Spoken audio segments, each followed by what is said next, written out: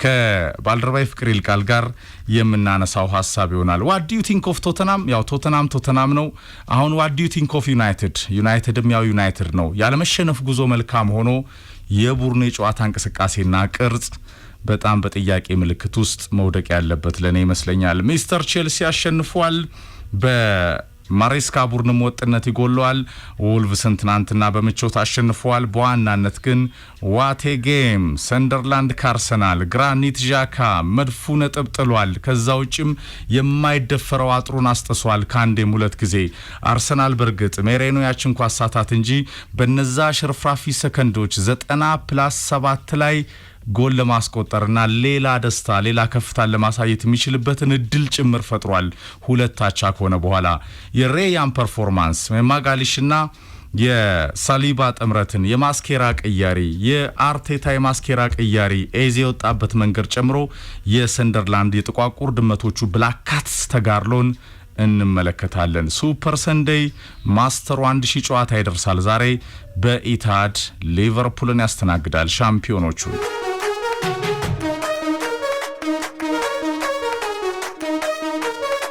እንዴት አረፈድክ?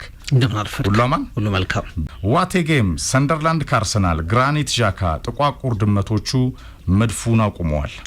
በመጨረሻ ከ8 ክሊንሺቶች በኋላ አርሰናል ለዚህ ጨዋታ ሲሄድ አንደኛ ያው 11ኛ ድሉን በተማን ለማስመዝገብ፣ ሁለተኛ 9ኛ ክሊንሺቱን በማስመዝገብ የክለቡን ሪካርድ የመጋራት አላማዎችን ይዞ ነው ወደ ስታዲየም ኦፍ ላይት ያቀናው። በጣም በትልቅ ተስፋ ነው መድፈኞቹ ወደ ስታዲየም ኦፍ ላይት ያቀኑት። ቢያሸንፉ በ8 ነጥቦች መሪነታቸውን የበለጠ ከፍ አድርገው የሚሄዱበት እና የሊቨርፑልና ማንቸስተር ሲቲን ጨዋታ የሚጠብቁበት ነበር። ብዙ ነገሩ ደስ የሚል ጨዋታ ነበር። በጣም ድንቅ ጨዋታ ነበር። ኤፍሬም ቀን ካየ ነው ተኝተን ጀምረን ቅዳሜን ስታዲየም ኦፍ ላይት ዘንዶ ሰንደርላንድ 6 ጌም አከናወነ። በ6ቱም አልተሸነፈም። ኤፍሬም 3ቱን አሸንፏል። የትናንትናውን ጨምሮ 3ቱን ደግሞ ባቻ ውጤት ነው ያጠናቀቀው።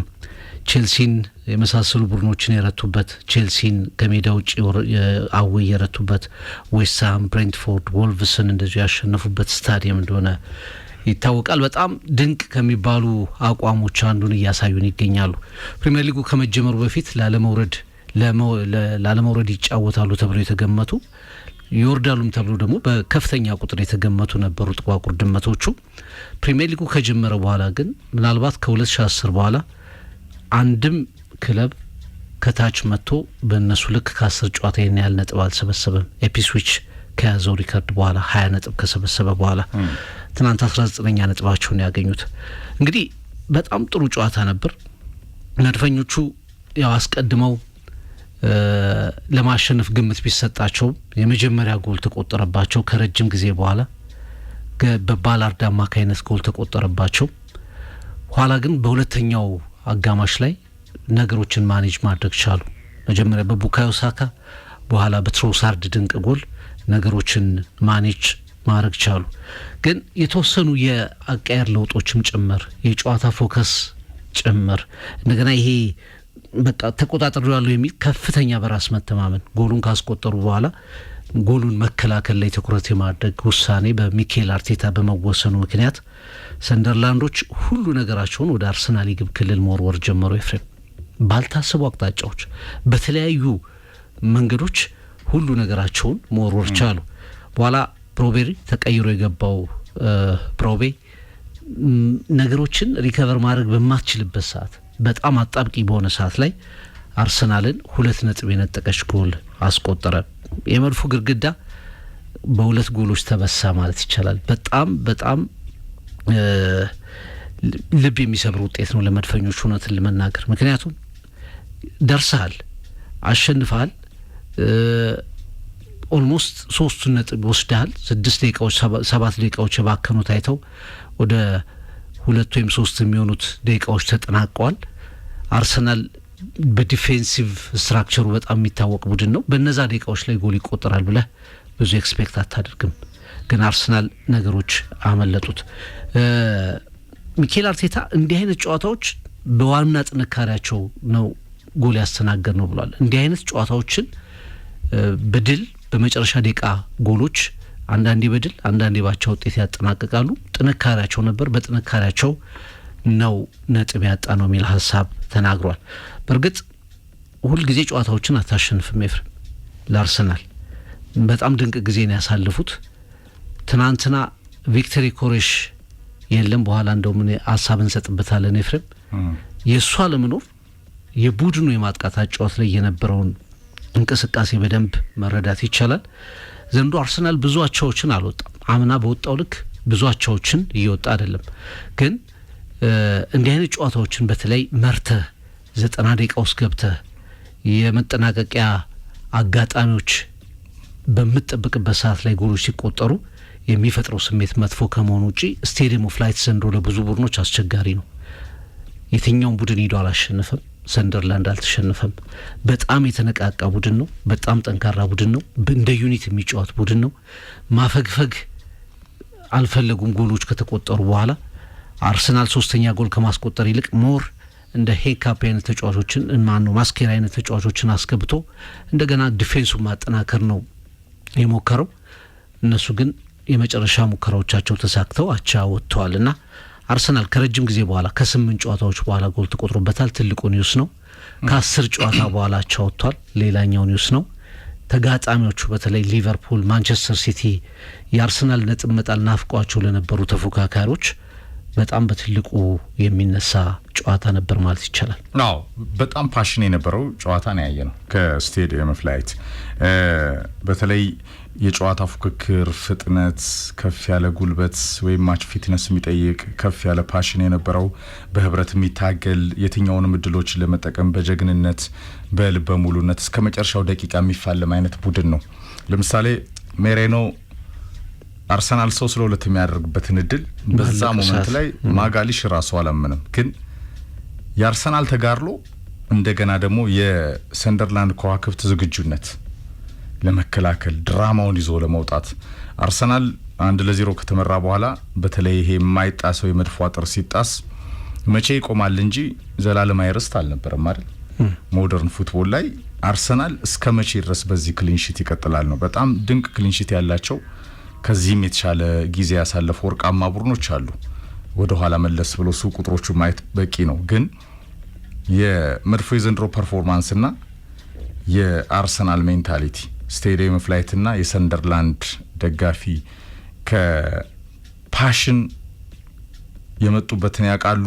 አሁን እኔ ታይኒ ሳይድ ደርቢ በጣም ሚናፍቀኝ ጨዋታ ነው።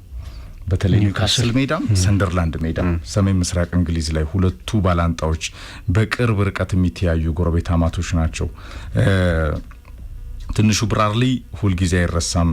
ያ የሰንደርላንድ ደጋፊ ከሰንደርላንድ ጋር በጣም ከፍ ያለ በ6 አመቱ በዛ በጣም አደገኛ የካንሰር ህመሙ አሁን በህይወት ባይኖርም ሰንደርላንድ በተለይ ከነ ዴፎ ጋር ለመውረድ በሚንገዳገድበት ሰዓት መጨረሻ ያንን ሲያይ ነው ሰንደርላንድ የሚወረደው። ሰንደርላንድ ከአመታት ቆይታ በኋላ ሲመለስ ደግሞ ይሄ ቡድን በቃ ይሄ ወይ መሀል ሰፋሪ ወይ ወራጅ ይሆናል ተብሎ ከሚጠበቁ ቡድኖች ነው። ግን ፈረንሳይ አሰልጣኝ በተለይ ሪገስ ሌብሬስ ከዣካ ግዢ አንስቶ ወደ 12-13 ተጫዋቾችን ግዢ ፈጽሟል። የግራኒት ዣካ ደግሞ ልምድ 33 አመት ተሻግሯል። በፕሮግራሙ በደንብ በዶክመንተሪያችን ለአድማጮቻችን ለተመልካቾቻችን በጣም ነፍስ ባለው መንገድ አድርሰናል። ግን ሜዳው ላይ ትናንትና የነበራቸው ሜንታሊቲ ፍቅር ይሄ ቡድን ምናልባትም ከሲዝኑ ሰርፕራይዝ ቡድኖች አንዱ ለመሆን አቅም የነበረው ብቻ ሳይሆን ሌሰንም የሰጠ ለሌሎች ተቀናቃኞቹ ሩቅ ለመጓዝ ለመፎካከር የሚያስችል ምናልባትም በጣም ሰርፕራይዝ ሆኖ ደግሞ ለመጓዝ ጀምሮ ኋላ ላይ የሚንሸራተት ለኔ አይመስለኝም። በተለይ ሜዳቸው ላይ በጣም አስቸጋሪ ቡድን መሆኑን አይተናል። ኦልድ ትራፎርድ ላይ ተበልጠው ሲሸነፉ አይተናል። በዩናይትድ ቼልሲን ደግሞ ሄደው እንደዚሁ ብዙዎችን በማስገረም ያሸነፈ ቡድን ነው። ተሸንፎ በዛው የሚቀር አይነት ቡድን አይደለም። ሰንደርላንድ ካየው ትናንትና ከሊጉ ጠንካራው ቡድን ከማይሸነፈው ጎል ከማይቆጠርበት መድፈኛ ሲጫወት ምን ያሳየናል ነበረ? በዚህ ልክ የተጠበቀ ኤክስፔክቴሽን አልነበረም። ሰንደርላንድ ከተጠበቀውን በላይ ያሳየበት መርቶ 2-1 የተመራበት መልሶ ድራማውን የወሰደበት ግን በጨዋታ እንቅስቃሴም አርሰናል ጋር በልበ ሙሉነት የሚፎካከር ሜንታሊቲን የገነባ ሩቅ ለመጓዝ ለሌሎችም ተቀናቃኞቹ በቀጣይ አስቸጋሪ ቡድን መሆኑን ሬገስ ሌብሬስና ግራኒት ዣካና ጓደኞቹ አሳይተዋል። በደንብ አሳይተዋል። ለአርሰናልም እውነት ለመናገር እስከ መጨረሻው ደቂቃ ድረስ ልክ የሆነ ነበር። ሁሉም ነገር ልክ ነበር እስከ መጨረሻው ደቂቃ ድረስ። ጎል ገባበት። ዘንድሮ አርሰናል ጎል ይግባበት ጎል ያግባ፣ በእርግጥ ጎል ብዙ ያለፉት 8 ጨዋታዎች ላይ ሲቆጠርበት አልተመለከትንም። ግን ከዛ በፊት በነበሩ ጨዋታዎች ላይ ለምሳሌ ኒውካስልን ጨዋታ ጎል ቢገባበትም ነገሮችን የመቀየር አቅም፣ ብሊፍ፣ እምነት በደንብ የዳበረበት ቡድን ነው። በትናንቱም ጨዋታ ላይ ስቴዲየሙ አስቸጋሪ ነው። በጣም በዲቴል ነው የተዘጋጁት። አሰልጣኙ ፕሬስ ኮንፈረንስ ላይ ሲጠየቁ ኤፍሬም አምነው ነበር ቦርዱን ሳይቀር የአርሰናል የአርሰናል ተጫዋቾች የእጁር ወራ ሲያገኙ በቂ ስፔስ እንዳያገኙ የማስታወቂያ ቦርዶቹን ወደ ሜዳው አስጠግተው ነበር። ወደ ኋላ ስንድርድረ እንዳትወረውር አረቀላ ለመጣል። አዎ ምክንያቱም በኋላም አሰልጣኙ አልካዱም የሰንደርላንዱ አሰልጣኝ። ምክንያቱም የአርሰናል ጥንካሬዎች ምንድናቸው የሚለው ላይ በደንብ የሰራ ቡድን ነው። ኮርና በቀላሉ አልሰጡም። አይተህ ከሆነ ሙሉ ጨዋታውን አርሰናል 2 ኮርና ነው ያገኘው። የሴት ፒስ አጋጣሚዎችን ሪስትሪክት አድርገዋል የአርሰናል ጥንካሬዎችን 1-2 በጁሮራ እንኳ የማስታወቂያ ቦርዶችን ጭምር ፖዚሽን እስከ ማስተካከል ደርሰው ነበር። በጣም በዲቴል ነው የተዘጋጀው ቡድኑ። ሜዳው ላይ በጣም ስትሮንግ ቡድን ነው። መነቃቃት ከፍተኛ ነው። በቡድኑ ላይ ያለው እምነት ከፍተኛ ነው እና ወደ ስታዲየም ኦፍ ላይት አርሰናል ሲያቀና ቀላል ጨዋታ እንደማይሆን ተገምቷል። በቶፕ 4 ውስጥ የቆየ ቡድን ነው። በቀጥታ ከታች ከሻምፒዮንሺፕ ይምጣ እንጂ በፕሪሚየር ሊጉ ባሳየው አቋም ግን በወቅታዊ አቋሙ በጣም ጥሩ ቡድን እንደሆነ መጠየቅ ትችላለህ። ይሄ ቡድን ጎል አስቆጠረብህ። ክሊንሺቱ ተደፈረ ከ8 ጨዋታዎች በኋላ ሰከንድ አፍ ላይ ነገሮችን ቀይሯቸዋል። እስከ መጨረሻው ደቂቃ ድረስ አርሰናል ልክ ነበር ማለት ትችላለህ። በኋላ የጋብሪኤልም ስህተት አለበት። ትናንት ጋብሪኤል ጥሩ አልነበረም። በነገራችን ላይ ብዙ ባትሎቹን በተለይ ተቀይሮ የገባውን አጥቂ አብዛኞቹን ባትሎች ክፍተት ሲፈጥር ነበር። ያቺ አጋጣሚ ተፈጠረች፣ ጎሉ ገባ። እኔ እስከ መጨረሻው ደቂቃ ድረስ በጣም ጥሩ ነበሩ። 10 ጨዋታ አሸንፈ 11ኛውንም ማሸነፍ አለብኝ አትልም። ይሄ ኤክስፔክቴሽን የመጣው በአርሰናል ጥንካሬ ምክንያት ነው። በየጌሙ ጨዋታ እንድታሸንፍ ኤክስፔክት ማድረግ፣ በየጌሙ ክሊንሺት ራሱ በአርሰናል በስኬቱ ምክንያት የመጣ ነው እና ሚኬል አርቴታም ከጨዋታው በኋላ ሲናገር ያለፉትን 10 ጨዋታዎች አሸንፈናል፣ ጎል አላስተናገርንም። በብዙዎቹ ጨዋታዎች ላይ 7 ተጫዋቾች ጉዳት ላይ ናቸው። ቡድኑ በጣም ፌኖሜናል ነው፣ በጣም ድንቅ ነው። ፌኖሜናል የሆነ ፐርፎርማንስ ነው እያሳየ የነበረው እና በፖዚቲቭ ነገሮች ላይ ማተኮር መርጣለሁ የሚል ሀሳቡን ያስቀመጠው እና ስትመለከተው የአርሰናል አብዛኞቹ ነገሮቹ ፖዚቲቭ ናቸው። ውጤቱን ስትወስደው ግን አንደኛ አርሰናል አይደለም መሪነትን ለ6 ለ7 ደቂቃዎች ለ10 ጨዋታዎች ለ8 ጨዋታዎች የተከላከለ ቡድን ከመሆኑ ጋር በተያያዘ ልክ ትሮሳርድ ያችን ጎል ሲያስቆጥር የብዙ ደጋፊዎች እምነት አርሰናል ጌሙ እንዳሸነፈ ነው። ሁለተኛ ጌሙ ራሱ ወደ ባከነ ሰዓት ተሸጋግሯል። 4 እና 5 ደቂቃዎች ነበር የሚቀሩት። በዚህ ሰዓት የሰንደርላንዶችን ጫና መቋቋም ይችላል የሚል ኤክስፔክቴሽን ነበር። ግን ቅድም እንዳስቀመጥኩት አሁን በቅርብ ጊዜ ውስጥ አንዳንድ የሚኬል አርቴታ የዲፌንሲቭ አፕሮቹን የበለጠ ከማመኑ የተነሳ ኤፍሬም 1 ጎልን ብትሆን እሷን እከላከላለሁ የሚል ነገር ሲወስን ታይዋለህ። የክሪስታል ፓላሱ ጨዋታ 1-0 ነው የተጠናቀቀው። ግን ፓላስ ክሎዝ የሆነባቸው አጋጣሚዎች ነበሩ ኤፍሬም። የሚመራ በቃ ልክ መሪ ሲሆን በ2 በ3 ጎሎች ምቾትን መጠበቅ፣ መከላከልን ከፍ ማድረግ። ምክንያቱም 2-3 ጎል ስታስቆጥር ያኛው ተጋጣሚ ላይ የምትፈጥረው የስነልቦና ጫና አለ።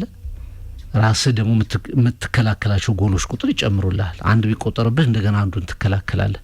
እንደዚህ አይነት እርምጃዎች ላይ ሚኬል አርቴታ አልፎ የሚወስናቸው ውሳኔዎች ዋጋ የሚያስከፍሉ ይመስላልና ኤዜ ትናንት በጨዋታው ወሳኝ ክፍል ላይ ወጣ። አርሰናል ወደ ሰንደርላንድ ሀፍ የሚያደርገው እንቅስቃሴ በጣም የተገደበ ሆነ። ሰንደርላንዶች በአንጻሩ ደግሞ ግዙፍ አጥቂዎችን አስገቡ። ፊዚካሊ ጥሩ የሆኑ አጥቂዎችን አስገቡ። ኳሶችን በረጅሙ መጣል ጀመሩ። ከሁሉም አቅጣጫ ወደ አርሰናል የግብ ክልል ነገሮችን ለመፍጠር ያደረጉት ጥረት መጨረሻ ላይ ዋጋ አስገኘላቸው። አርሰናል 2 ነጥብ ድሮፕ አደረገ። ነገር ግን ስለ አርሰናል ብቻ መሆን የለበትም። ቅድም እኔ አንተም ስታነሳ እንደ መስማማው ምንድነው ዘንድሮ ስለ ሰንደርላንድ ብዙ መወራት አለበት ብዬ አምናለሁ። ግራኒት ዣካ፣ ሌሎችም ተጫዋቾች፣ አሰልጣኙ፣ ሜዳው ላይ ያለው እምነት እንግዲህ ሜዳው ላይ ያልተሸነፈው ቡድን ነው እስካሁን። እንደገና ደግሞ ከቻምፒየንሺፕ መጥቶ 19 ነጥቦችን ሰብስቧል። ከትልልቅ ክለቦች ያልተናነሰ ትልቅ ተጋድሎ አድርጓልና ዘንድሮ ከአውሮፓ ተሳትፎች አንዱን ማሳካት የሚችል አይነት ጥንካሬና ስብስብ ሆኖ እየተመለከትኩት እገኛለሁ። ብዙ ተጫዋቾችን አስፈርሟል ኤፍሬም። በርግጥ ግን ቶሎ ለውህደት ያልተቸገረ ቡድን ነው ሰንደርላንድ። ብዙ ተጫዋቾችን ያስፈረመው ወደ ሻምፒዮንሺፑ ወደ ፕሪሚየር ሊጉ ከመጣ በኋላ ግን ለውህደት ያልተቸገረ ሜንታሊ በጣም ስትሮንግ የሆነ ቡድን፣ ሜዳው ላይ በተለይ ደግሞ ፈታኝ የሆነ ቡድን መሆኑን የፕሪሚየር ሊጉን ቁጥር 1 ቡድን 1 ነጥብ ወስዶ በደንብ አሳይቷል። በጨዋታው አጠቃላይ መመዘኛዎች አርሰናል በሁሉ መንገድ የተሻለ ነበረ። ከኳስ ቁጥጥር አንስቶ 64 በመቶ የኳስ ፖዚሽን ነበረ፣ የበላይነት ነበረው። ኳሱን በመያዝም በጎል ሙከራዎችም ኦፍ ታርጌትም እንደዚሁን ታርጌት የሞከራቸው ኳሶች አርሰናል 7 ኳሶችን ሞክሯል ኦን ታርጌት፣ ሰንደርላንድ 2 ነው የሞከረው። ግን የሰንደርላንድ ጌም ማኔጅመንትና ተጋርሎ 90 ደቂቃና ከ90 ደቂቃም በላይ በነበሩት ኤክስትራ ታይሞች ላይ የነበረው ከፍ ያለ ፓሽን፣ ድራማ ያላቸው ለተመልካች በጣም የሚመቹ አይነት ጨዋታዎች ናቸው። እንደዚህ አይነት ይሄ ልዝዝ ያለው አይነት ጨዋታዎች አይደሉም። ለምሳሌ ዩናይትድ እና አርሰናል ማነው ስፐርስ ላይ እንመጣለን። ፍቅር 90 ደቂቃና ከዛ በላይ ምን አይነት ጌም ነበር የሚለው እናነሳለን። ማታ ላይ ግን ያየነው ጌም በተለይ ጎሎች ነበሩት፣ ፓሽን ነበረው፣ ፉክክር ነበረው።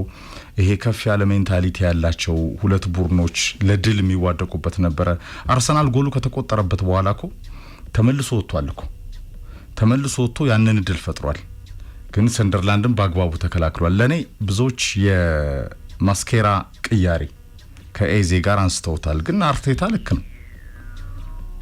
የነበረውን ሪከርድ ያህል ባለፉት ተከታታይ ጨዋታዎች ላይ ጎል አይቆጠርበትም። 8 ክሊንሺት፣ 10 ጌም ያልተሸነፈ፣ ጎል የማይገባበት፣ በአየር በጣም ውጤታማ ነገር ግን ጥሩ ተፎካካሪ ከደጋፊው ፓሽን ጋር የዚህ ኤልቪስ ፕሪስሊ ፎሊንግ ኢን ላቭ በሰንደርላንድ ደጋፊዎች በደንብ ትዘምራለች ጨዋታው ሊጀመር ሲል ፍቅርና ዣካና ጓደኞቹ አሁን በብላክ ካትስ ፍቅር የወደቁ በጥቋቁር ድመቶቹ በሰንደርላንድ በዛ የታይኒ ሳይድ የኒውካስል ጎረቤት ከፍ ያለ ፓሽን ያለው ቡድን ነው። እዛ ሜዳ ላይ ከሲዝኑ ሰርፕራይዝ ቡድኖች አንዱ ሆኖ ሲመጣ ያንን ነው ዴሊቨር አድርጎ ነው ያየሁት። በ90 ደቂቃ ከሊጉ መሪ ከማይደፈረው አርሰናል ጎል ከማይገባበት በአየር በጣም ውጤታማ ከሆነ ስለዚህ ሴት ፒስ ላይም ጥንቃቄ ነበራቸው። 2 ኮርና ብቻ ነው አርሰናል ያገኘው። ዋይድ ያሉ እንቅስቃሴዎች ላይ ከአርሰናል ፊት ሲዘናጉ የከረሙ የፕሪሚየር ሊግ ተጋጣሚዎች አይነት ቡድኑ ነው አልቀረበም። ከፍ ያለ የጨዋታ ዝግጁነት ነበረው። መሪ ነበረው ፍቅር ዣካ የተባለ ጀነራል በመሃል ሜዳው ባትል እኔ ዜን ያደበዘዘ ከዴክላን ራይስ የተፋጠጠ ከዙቢሜንዲ የተዋደቀ ከጓደኞቹ ጋር በማስኬራ ቀያሪ ላይ ግን አርሰናል ሪካርዱ ጥሩ ነው። 2-1 ከመራ በኋላ ያንን ውጤት ይዞ ለመውጣት የሚያስችል ፖቴንሻል እንዳለው ይታወቃል። 90 ደቂቃ በጸሎት የማይገባበት ቡድን ከ8 ጨዋታ በኋላም ጎል የገባበት 4ኛው ጎል በሲዝኑ ሲቆጠርበት በሰንደርላንድ ነው 1-0 ሲመራ። 5ኛውም ጎል በሲዝኑ ሲቆጠርበት አርሰናል ሲዝኑ ከተጀመረ እስካሁን 5 ጎል ነው የተቆጠረበት መድፉ በሰንደርላንድ ነው። በፐርፎርማንስ ደረጃ ሬያ ለምሳሌ ስራ ፈቶ ከርሞ ነበረ።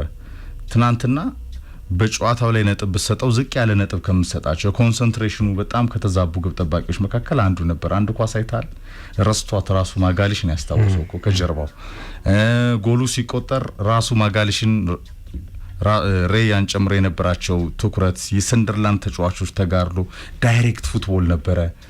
ረጃጅም ኳሶች ይጣሉ ነበር። ይሄንን ሁላ ኢቫሉዌት ስናደርግ ለኔ በጣም አዝናኝ በላቀ የጨዋታ ፉክክርና በፓሽን የተሞላ በጣም ጉልበት ኃይል የነበረው 90 ደቂቃ መውደቅ መነሳት መሮጥ የነበረውን ጨዋታ አይተናል።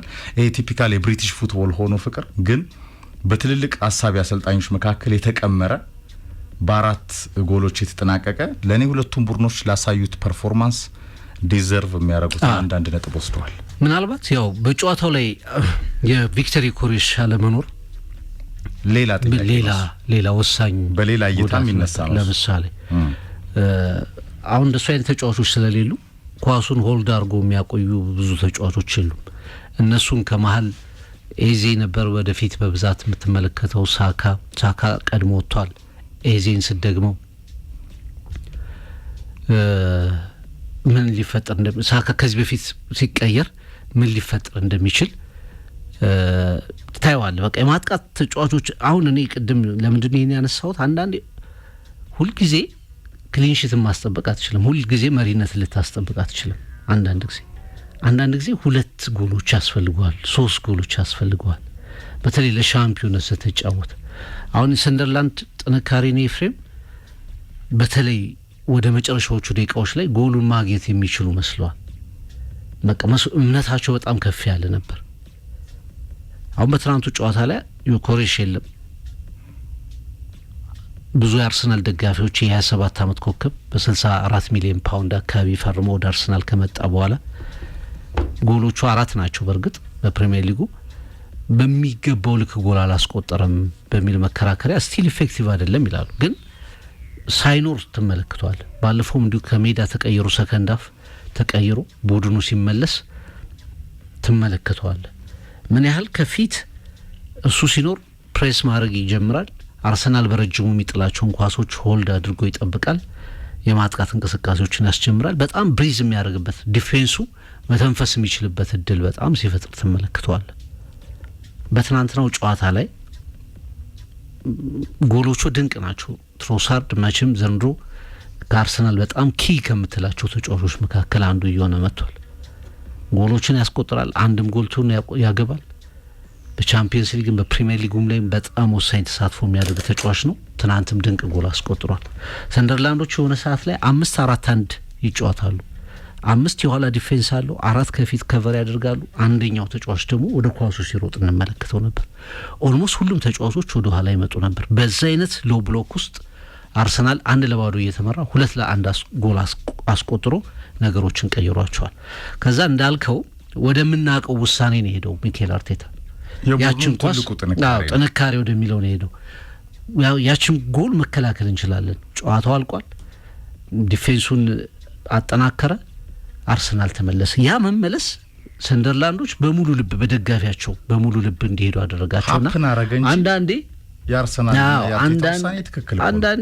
አንዳንዴ ምን ላይሰራልህ ይችላል። በቃ አንድን ጎል መከላከል አንዳንዴ አርሰናልን ብትሆኑ ማለት ነው የአርሰናል ጠንካራው ዲፌንስም ቢሆን አንድ ጎል መከላከል ከባድ ይሆናል። በሁለት አይነት ጎልን አይደለም የተጣሰው ጎሉ መጀመሪያውንም ያገባው ሰንደርላንድ ነው። ሁለተኛው ላይ ይሄን ጥንካሬ የገጠመው አርሰናል በሰንደርላንድ ነው። ኤግዛክት ኢታፕን ለምሳሌ አይሰራም። አንዳንዴ ውሳኔዎች አንዳንድ ጊዜ ዲፌንስህ አይሰራም። ኤክስፒሪየንስህ ሳይደፈር የቆየ ተከላካይ መስመር ነው ያለው። ፍቅር ኦልሞስት አልቋል ደቂቃው። አርሰናል ከመመራት ነው የተነሳው ወደ 2-1 ወስዶታል። የሊጉ መሪ ነው። በጸሎት ብያለሁ ቅድም ጎል የማይገባበት ቡድን የማይሞከረበት ቡድን የተፈተነው በዚሁ ስቴዲየም ፍላይት ነው። ስለዚህ ሀፕን አረገ እንጂ ነው የማስኬራ ቀያሪ ኤዜን በጨዋታው ላይ ሚድፊልድ ባትሉ ላይ ተበልጦ ነበር። ወደፊት መበለጥ አይደለም ወደፊት ካልሄድክ ዲፌንሱ በተደጋጋሚ ሙከራ ከተደረገበት አንዱ አጋጣሚ ላይ ሊጋለጥ ይችላል። አሁን ቀጣይ ጨዋታዎች ብሬኮች አሉ። ስትመለስ የበለጠ እየጠነከሩ ነው የሚሄዱት። አሁን ትናንትናው ጨዋታ ትንሽ ለአርሰናል ኔጌቲቭ የሚሆነው መመሰለ ቢመራ በ9 ነጥብ ልዩነት ነበር የሚመራው ፕሪሚየር ሊጉን። ሊቨርፑልና ማንቸስተር ሲቲ አንዳቸው ድሮፕ ያደርጋሉ። እርስ በርስ የተገናኙበት ሳምንት ነው። አርሰናል 2 ነጥብ በጣም እንደ ውድ ነጥብ ኤክስትሪምሊ ለመውሰድ እና እንደሚችልም ደግሞ ያረጋገጠ ቡድን መስሎ ነበር። ምክንያቱም የሊቨርፑልና የሲቲ መገናኘት አለ። 9 ነጥብ ትደርሳለህ። አንዳቸውን እንደገና በ3 ነጥብ የበለጠ ትርቃለህ። አሁን የአርሰናል ሪል ተፎካካሪ እነ ሰንደርላንድ እንደማይሆኑ ይታወቃል። ሊቨርፑል ማንቸስተር ሲቲ ነው። ይህንን ጨዋታ ስታስብ እነዛ 2 ነጥቦች ምን ያህል ዋጋ እንደሚያስከፍሉ ትረዳለህ። የበለጠ ደግሞ ተጋጣሚዎች አሁን አርሰናል ሲሆን አምናም ተመልክተናል። ኤፍሬም በሎ ብሎክ ይጫወታሉ። ብዙዎቹ ትንንሽ ቡድኖች አንድ ጎል ካገቡበት በኋላ ልታገባባቸው በጣም ይከብዳል። ትናንት ይህንንም በቀላሉ ነው በጣም አስቸጋሪ በሚባለው ስታዲየም ላይ በጥሩ የጨዋታ ማኔጅመንት ነበር የቀለበሰው። ግን መከላከሉ ላይ ግን የመጨረሻው መከላከል ሁሉም ነገር ወደ አርሰናል እንዲመጣ ፈቅዷል። ረጃጅም ተከላካዮችን ተጫዋቾችን ሲያስገቡ ነበር አሰልጣኙ እየቀየሩ። ከጋብሪኤል ጋር ጎሏን ያስቆጠረው ተጫዋች ጋብሪኤል ስተታለው፣ ግብ ጠባቂው ራያ ስተታለው፣ የታይሚንግ ስተታለው። ከዛ አስቀድሞም ደግሞ የመጀመሪያውን ጎል ስትቆጠር አይተ ከሆነ ጥሰው ገብቶ ነው ያስቆጠሩት። ፊዚካሊ በጣም ስትሮንግ የሆኑ ናቸው። ስለዚህ ቀጥታ ተከላካዩን ከማጋለጥ በማጥቃት እንቅስቃሴ ውስጥ የተከላካዩን ጫና መቀነስ ቢቻል ምናልባት እንደ አንድ አማራጭ መውሰድ የምትችለው ነው እንጂ አንደርስታንድ የምታደርገው ነው የአርሰናልን ጥንካሬ የበለጠ ማጠንከር የሚኬል አርቴታ ውሳኔ እንደሆነ ትረዳለህ። በጣም በዚህ በፊዚካል ባትሉ ላይ ዝግጁ የነበረ ለኔ አርሰናል ሲዝኑን ከጀመረ እንደ አይነት ተጋጣሚ የገጠመው አይመስለኝም። በሰንደርላንድ ልክ በዚህ በ90 ደቂቃና ከዛም በላይ በነበሩት ጭማሪ ደቂቃዎች የነበረው ፉክክር ይሄ ከመሐመድ አሊ ጋር ሪንጉ ላይ እኩል ይሄ ግዙፍ ናቸው፣ መሰንዘር የሚችል አይነት ቡድን ነው። ግዙፍ ናቸው፣ ወደፊት መግባት ይፈልጋሉ፣ ፓሽን አላቸው፣ ወደ ኋላ ደግሞ ያፈገፍጉም። በቃ በዛ ላይ ካየህ ራሱ ሜሬኖን ጨምሮ ዩሊያን ቲምበር ጉዳቶች ነበሩ። ካየህ በዚህ በፊዚካል ባትሉ ላይ ሰንደርላንድ ዋን ቱ ዋንም በጣም ኢፌክቲቭ ነበር፣ ሻርፕ ቡድን ነበር። ደጋፊው 12ኛ ተጫዋች ነው ከስቴዲየም ኦፍ ላይት። አርቴታ አንድ ቅያሬ ነው ያደረገው በ90 ደቂቃና ከዛ በላይ በቆየው ጨዋታ ኤዜን ነው የቀየረው፣ ያውም 88ኛው ደቂቃ ላይ ፍቅር ላይንአፑን እንኳን አልነካውም። በእርግጥ ማርቲኔሊን ጨምሮ በጣም ሊጠቀማቸው የሚችሉ ተጫዋቾች በጉዳት ምክንያት አልነበሩም። ኖዋኔሪ ነው ከክሬቲቪቲ አንጻር። በዚህ ፊዚካል ባትል ላይ ግን ኖዋኔሪን የበለጠ ሰዓት ላይ አትጥደውም። አንድ እንደ ሉዊስ ስኬሊ አይነት ተጫዋቾችን አትጠቀምም። ደፍረው ክፍተት የሚፈጥሩ ናቸው። ካላፊዮሪ ቶፕ ነው ዘንድሮ። ማስኬራን ሲጨምር አርሰናልና የገጠመውን ፈተናና የአርቴታ ጌም ማኔጅመንት በጣም ጥሩ ነበረ።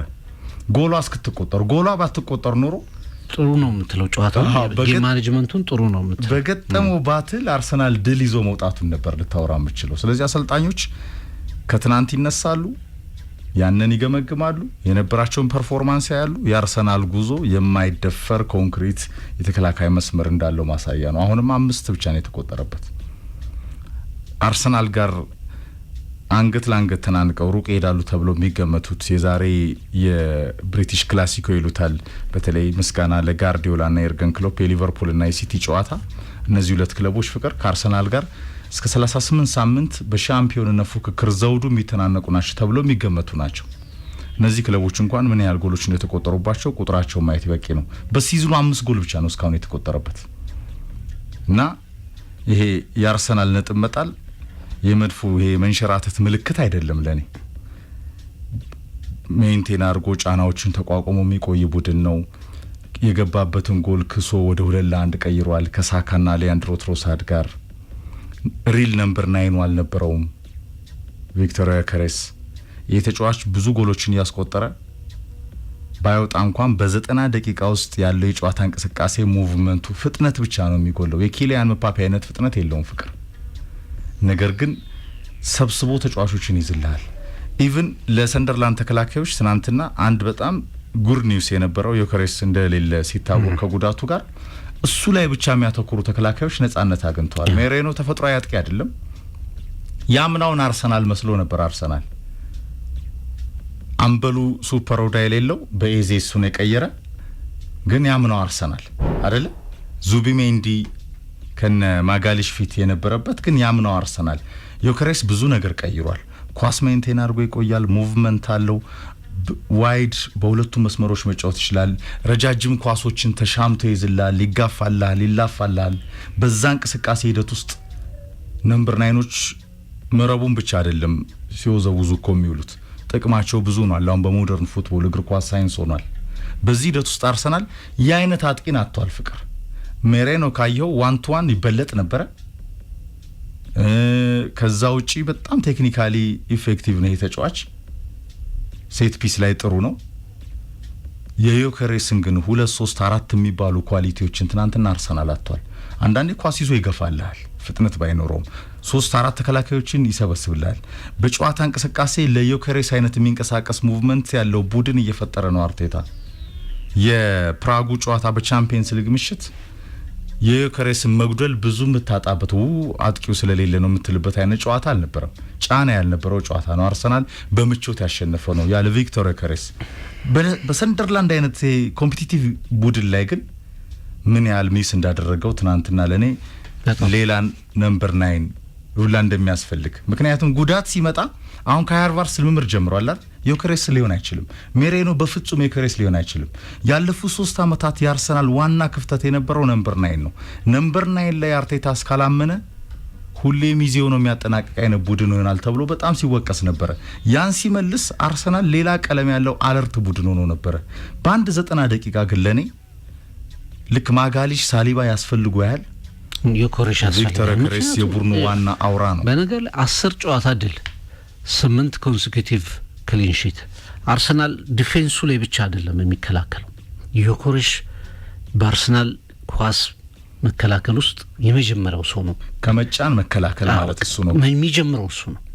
ፕላስ የትኛውም ተጋጣሚ ላይ በትንሹ 2 ተጫዋቾች ከሱ ጋር ናቸው፣ ከቪክቶር ዮኬሬስ ጋር ናቸው። በእነ 2 ተጫዋቾች መሀል ኳስ ይነካል፣ ፋውል ይሰራበታል። ቡድኑ በረጅሙ በሚጥላቸው ኳሶች ፕሬዚንግ ስፔስ ያገኛል። ለትናንት ይገዛልሃል። ሴፕቴምበር 28 ላይ ነው አርሰናል ለመጨረሻ ጊዜ ጎል የተቆጠረበት። 3 ተጫዋቾች ናቸው ጎል ያገቡት፣ ዶሚኒክ ሳቦስላይ፣ ሃላንድ እና ኒኮል ተሜደ። እነዚህ ናቸው ጎልም ከሰንደርላንድ 2 ጎሎች በዚህ በጣም ጠንካራ ዲፌንስ ውስጥ ሰንደርላንድ 2 ጎሎች አርሰናል ላይ ያገባል ብለ ኤክስፔክት ያደረገ ደጋፊ ያለ አይመስለኝም። ጨዋታው ከባድ እንደሚሆን ብዙዎች ገምተዋል። ከሰንደርላንድ ወቅታዊ አቋም አንጻር ሚኬል አርቴታ ራሱ ቀድሞ በሚያውቀው የሰንደርላንድ ጥንካሬ ነው ነጥብ ያጣ ነው ብሏል። ምክንያቱም 5ኛ ጎላቸው ነው ኤፍሬም 5ኛ ጎል ነው ከ90 ደቂቃ በኋላ ጎል ሲያስቆጥሩ ወደ ኋላ አይሉም። ስታንፎርድ ብሪጅ ላይ እኮ በመጨረሻ ደቂቃ ነው የወሰዱት ነጥቡን 3 ነጥብ የወሰዱት ከማሬስካ ቡድን። ዩናይትድ ላይ ብቻ ነው የፈዘዙት 2-2 የተሸነፉበት ጨዋታ 5ኛ ጨዋታቸው ነው ከ90 ደቂቃ በኋላ ጎል ሲያስቆጥሩ። ምን ይነግራል? በቀጥታ ወደ ኋላ ዲፕ የሚቀመጥ ቡድን አይደለም። ወደፊት እስከ መጨረሻው እድሉን የሚሞክር ታጋይ ቡድን ነው። አማራጮቹን የአርሰናል ጥንካሬዎች ላይ ሰርቷል። አርሰናል ላይ ደግሞ ጎል እንዴት ማስቆጠር ይቻላል የሚለው ላይ ያሰበ ቡድን ነው። አሳክተውታል። ፈርስት ሃፍ ሰከንድ ሃፍ ሊያደርጉት መጥተዋል። በዛ ሰዓት ላይ እንግዲህ ከፊት ያለውን ወሳኙን መከላከያህን አታህል አጥቂውን 9 ቁጥሩን ሌሎቹ ተጫዋቾች ፕሬሲንጋቸው በዮኬሬስ ልክ አልነበርም። በዚህ መሀል ዲፌንሲቭ አፕሮች እንደገና ስትጠቀም መጋበዝ ነው። ያኛው ቡድን የበለጠ እየጋበዝክ ነው፣ ኑ እያልክ ነው። ይምጡ ግዴ ለምንከላከላለን የአርሰናል መለያው ነው አርጎታልም ደጋግሞ። ግን ሁሌ ደግሞ እንዲህ አይነት ነገሮች ሊሳኩልህ የማይችሉበት አጋጣሚ አለ። አንድ ጎል መጥፎ ነው ኤፍሬም አይደል? አንድ ጎል በቃ በተለይ ፊዚካል ባትል ባለው ጨዋታ ላይ አንድ ንክኪ ሆኖ አንድ ኳስ ነካት ጎል ሆነች። በቃ እንዲህ አይነት ነገሮች ሌሎችን ቡድኖች ይጠቀሙታል። ጫማ ጠፊ የሚመስል ነበር ጎል እኮ ፋውል ይላል። ሬያ ወዴት ነው የዞረው? ሁለቱም ተጫዋቾች አላዩዋትም። ማጋሊሽ እንደዚሁ በፊዚካል ባትሉ ተቀድሟል። በሌሎችም እንቅስቃሴዎች ላይ እንደዚሁ ተበልጧል። ይሄኛውም ተጫዋች ያለው ይሄ የመተጣጠፍ አቅምና እድሉን ለመጠቀም ግን የሚገርም እኮ አርሰናል ጎል መልሶ እንደሚቀሰቅስ ማሳየው ወጣ እኮ ሊያጠቃ ደግሞ ወደ 3-2 ሊቀየው እድሉንም አግኝቶ ነበረ። ግን ይሄ ፓሽን ባለው ጨዋታ ላይ ላለመሸነፍ በምታደርገው ጥረት ላይ ለኔ ሁለቱም ቡድኖች የሚገባቸውን ነጥብ ያገኙ ነው የሚመስለኝ። ፍቅር ጥሩ ጨዋታ ነበር። አርሰናል 2 ነጥብ ድሮፕ አድርጓል ከታይሙ አንጻር 93ኛው ደቂቃ ላይ እኮ ነው የተቆጠረበት። 95ኛው ላይ ሊያስቆጥርም ነበር ግን 95ኛው ደቂቃ ላይም ሊያስቆጥር ነበር። ለማንኛውም ግን በጣም ጥሩ ጨዋታ ተመልክተናል። ቪክቶር ዮኬሬስ አርሰናል ቲም ባላንስ ፍቅር ወሳኙን ተጫዋች አስፈርሟል። 64 ሚሊዮን ፓውንድ እስካሁን ኮንትሪቢዩሽኑን በጎል ለሚለኩት ልጆች ወይም ደጋፊዎች ያልኖርባቸው ጨዋታዎች ከኖርባቸው በላይ የሱን ጥቅሜታ አሳይተዋል የሚል እምነት አለኝ። ያልኖርባቸው ጨዋታዎች ተቀይሮ የወጣባቸው ትናንት ያልነበረበት ጨዋታ ለቡድኑ ምን አይነት ዳይሜንሽን እንዳመጣ ምን አይነት ጥንካሬ እንዳመጣ ከጎሎቹ ውጭ ምስክር ነበሩ የሚል እምነት አለኝ። አዎ የጨዋታው ሲስተም የአርቴታ ቅኝት ነምበር 9 ላይ በጣም ያልተመሰረተ ቡድን በመገንባት ይታወቅ የነበረው ማይክ አርቴታ ፍቅር ትልቅ ሌሰን ወሰደ። ያለፉት 3 አመታት ልምዱ ያለ ነምበር 9ም ዋንጫ ማሸነፍ እንደማይቻል ወይም በጣም በዚህ ሌቭል እስከ ጥግ ለመፎካከር ሄዷል እኮ። አምና በሜሬኖ ተጫውቷል እኮ ፍቅር፣ በካይ ሃቨርትዝ ተጫውቷል። ማጋሊሽን አጥቂና አርግ የሚል አይነት ቡድን እየሆነ ነበር እኮ ጉዳት ሲመጣ መሳሳት ሲመጣ። አሁን ዴብዝ ያለው ቡድን ነው፣ አማራጮቹ ሰፊ ነው። ትናንትና አርሰናል ሰፊ ጉዳት አለበት፣ ግን እንደዛው ነው አንድ ቅያሬ ነው የተጠቀመው ፍቅር። ግን ቤንች ላይ የሚገርምህ ከሉዊስ ስኬሊ አንስቶ ማስኬራን ያው ቀይሮ አስገብቷል። እንደ ኖዋኔሪ፣ ቤን ዋይት፣ ኖርጋርድ የመሳሰሉ ኳሊቲ ተጫዋቾች ነበሩት እኮ። አምበሉ ሱፐር ኦዳን ጨምሮ ሙሉ የተሟላው ስኳድ ሲመለስ ማርቲኔሊ ጭምር ሌሎች ዌፐኖች ናቸው። ዮከሬስ ግን የዚህ አርሰናል የቡድን መዋቅር ግንባታ አስፈሪነትን ባላንስ ያደረገው ነው። የመጣው ጎል ለማስቆጠር ነው። ከጎልም በላይ ግን አሁን ዘመናዊ እግር ኳስ ላይ ጨዋታ ቅኝት ተቀይሯል ፍቅር። 20-25 ጎሎች ሁሉ ኤክስፔክቴሽን አለበት ያጥቂ። ያንን የሚያደርግበት ወቅቶች ይመጣሉ። ግን በአርሰናል እንቅስቃሴ ላይ አርሰናል በአርቴታ የጨዋታ ሲስተም ላይ መከላከልን ከፕሬሲንግ ሲጀምር ዮከሬስ ዋናው ተጫዋች ነው። ከኳስ ጋርም ያለ ኳስም ያለው እንቅስቃሴ ፈጣን ነው። ረጃጅም ኳሶቹን ይዞ ደቂቃዎችን ይገዛልሃል። ለቡካዮ ሳካ እንደገና ለኤዜ ለያንድሮ ትሮሳር ጭምር ነጻነት የሚሰጠው አይነት ተጫዋች ነው። ከክሬቲቪቲ አንጻር አርሰናል በኦፕን ፕሌይ ሲጫወት ኤዜን ከማርቲን ኦዴጋርድ አሰልፎ ማየትን ጠብ ይፈልጋል ፍቅር። ብዙ ድሎችን የሚፈጥረው እንደሞ አርሰናል ገና በጨዋታ ቴምፖ መብዛት ውስጥ የምናየው ነው። አመቱ ገና ነው። ኖቬምበር ላይ ዋንጫ ታሸንፍም እንኳን this is Premier League ብሏል ሚኬል አርቴታ። ህዳር ላይ ያሸነፈ ቡድን አይተናናቅም። አርሰናልም አሸንፍ ያለው እኮ አላለም። ግን የሲዝኑ የውድድር አመቱ እስካሁን በሄድንበትን ፐርፎርማንስ ጫናዎች እንኳን ባሉበት ጌም ላይ ድራማውን ለመውሰድ ራሱ ዝግጁ ቡድን አርሰናል ነው ፍቅር። ትናንት ድራማውን እኮ ሊወስድ ነበር። በቃ ይሄ ቅጽበታዊ ድራማውን መውሰድ የሚችል መፋለም የሚችል ቡድን ሆኖ አይተነዋል። ሰንደርላንድ አዲስ የመጣ ቡድን ነው፣ ባኬር ያለ ቡድን ነው፣ ግን ከፍ ያለ መዋቅር እንዳለው ደግሞ እያሳየን ይገኛል። ድግግሞሽ አንዳንዴ የቡድኖችን ኳሊቲ ያወጣል ፍቅር። የአርሰናል ድግግሞሽ የጀመረው እኮ አምና ካቻምና ነው። የዘንድሮ የሚጠበቀው ዋንጫው ነው። በዚህ ሂደት ውስጥ ሩቅ ለመጓዝ ከነ ዴብዙ ከነ ፓወሩ የቲም ባላንሱ ዋና ጥንካሬ ዮከሬስ መሆኑ አንዱ ማሳያ ነው።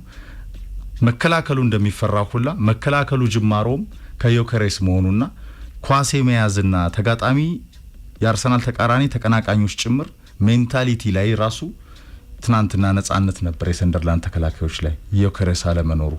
ለርሱ ራሱ የሚገቡ ተጫዋቾች ይኖሩ ነበር።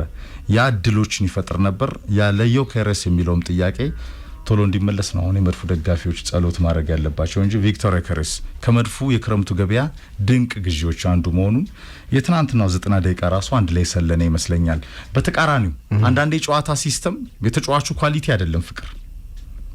የጨዋታ ሲስተምና እንቅስቃሴ ባለፈውም ስናነሳው ነበር ተደርቦ የገባ ነበር የሚመስለው ቤንጃሚን ሼሽኮ ትናንትናም ተጎርቶ ወጥቷል። አንደኛ በቋሚነት እየተሰለፈ አይደለም። ዮከሬስ ባርሰናል በጣም በጣት የሚቆጠሩ ጨዋታዎች ነው አርቴታ የቀየረው። 90 ደቂቃና ከ90 ደቂቃ በላይ የሚጨርሰው ተጫዋች ከማይነኩ የአርሰናል ተጫዋቾች አንዱ ነው። ቤንጃሚን ሼሽኮ ላይ ግን ያለው የዩናይትድ የጨዋታ ቅኝት ከሩበን አሞሪም ጋር የቡድኑ መልካም ጎን ያለፉት 5 ጨዋታዎችን ሳይሸነፍ የቀጠለበት በጣም ጥሩ የሚባለው ጎን ነው። ለምን ክፍተቶችን ለመሸፈን በስነ ልቦና ከጫና ወጥተ ለመቆየት ዩናይትድ ካለፉት 5 ጨዋታዎች ማግኘት ካለበት 15 ነጥቦች ፍቅር 3ቱን አሸንፎ 9 2ቱን አቻ 10-11 አግኝቷል አይደል? የጣላቸው ስንት ነው? 4 ማለት ነው። ይሄ በጣም መልካም ጎን ነው። በጣም መልካም ጎን ነው። ግን የቡድኑ እንቅስቃሴን ስታየው የትናንትና የስፐርስ ጨዋታ ለኔ ዋት ዱ ዩ ቲንክ ኦፍ ቶተናም ራሱ ዋት ዱ ዩ ቲንክ ኦፍ ዩናይትድ እየሆነ ያለ ይመስለኛል። በጣም ለዛዛ ለተመልካች አሰልቺ የነበረ 90 ደቂቃ ለቁጭ ብለን ማጨረሰው አይነት ጨዋታ አይተናል። በመጨረሻ ዩናይትድ ቢያንስ ያቻነቷን ውጤት መልሶ ባለው ሜንታሊቲ ይዞቷል ዴሊት ያንን አርጓል እንግዲህ ስለ ዩናይትድ ምናልባት ሁለቱም ጨዋታዎች ላይ አንዱ ፖዚቲቭ ነገሩ በፎረስት ሲቲ ግራውንድ ትናንት በስፐርስ ሜዳ የተሸነፈበት ጨዋታ በመጨረሻ ደቂቃ ቀልብሶ ባቻ ውጤት መውጣቱ ያለ መሸነፍ ሪከርዱን ማጠናከሩ 5 ጨዋታዎች በሩበን አሞሪም ስር ያልተሸነፈበት ጊዜ የለም ይሄ ወቅት ነው የመጣው ግን ጨዋታዎቹን አጠቃላይ ስትመለከታቸው ደግሞ ለዩናይትድ ሁለቱም ጨዋታዎች የሚያስቆጩ ናቸው የ3 ነጥብ ጨዋታዎች መሆን የሚችሉ ነበሩ የሚል እምነት አለኝ ከቅርብ ጊዜ ወዲህ ለምሳሌ አምና ብንወስድ በሁለቱ የፕሪሚየር ሊግ ጨዋታዎች ተሸንፏል ኦልድ ትራፎርድም በስፐርስ ሜዳም በካራባኦ ካፕ 4-3 የተጠናቀቀው ያ ጨዋታ በስፐርስ አሸናፊነት የተጠናቀቀው በሳን ማሜስ የዩሮፓ ሊግ ፋይናል 1-0 በስፐርስ አሸናፊነት የተጠናቀቀው 4 ድሎች በአንድ አመት ያስመዘገበበት ቡድን ነው በትናንቱ ጨዋታ ግን ፈርስት ሃፍ ስፐርስ አልነበር ሜዳ ላይ በተለይ የመጀመሪያው ሃፍ ላይ ዩናይትድ አንድ ሙከራን ያደረገው በሁለቱም ቡድኖች በኩል እንደው ዲሚትር በርባቶቭ አስቴት እየሰጠ ነበር በቃ ለፕሪሚየር ሊጉ ጥሩ ማስተዋቂያ አይደለም ዩናይትድ እና ቶተንሃም ብለህ እንዲህ አይነት ፊክስቸር 45 ደቂቃ እንደዚህ አይነት ጨዋታ መመልከት በጣም ጥሩ ፕሮሞሽን አይደለም ምንም ኢቨንት ያልነበረው ነው ግን ዩናይትድ አንድ ኦን ታርጌት ሙከራ አደረገ ጎል ሆነ ይሄም ጥንካሬ ነው አንዳንድ ጊዜ በጨዋታው ላይ 45 ደቂቃ በጣም ረጅም ሁለቱን ታርጌት ማርጎ ረጅም ሁለቱም ጎል ነው ይሄ ኤፊሺየንሲው ነው ያሳየህ ማንቸስተር ዩናይትድ ስፐርስ ግን ከማንቸስተር ዩናይትድ የባሰ ቡድን ነበር ለኔ ሜዳው ላይ አሁን ጨዋታው ጥሩ አይደለም ለሁለቱም ማንቸስተር ጨዋታውን ተቆጣጥሯል 80 ደቂቃ አካባቢ ደርሰሃል 1-0 እየመራህ ብሪያን ቤሞ ጎል አስቆጥሮ ድንገት ማንቸስተር ፈረሰ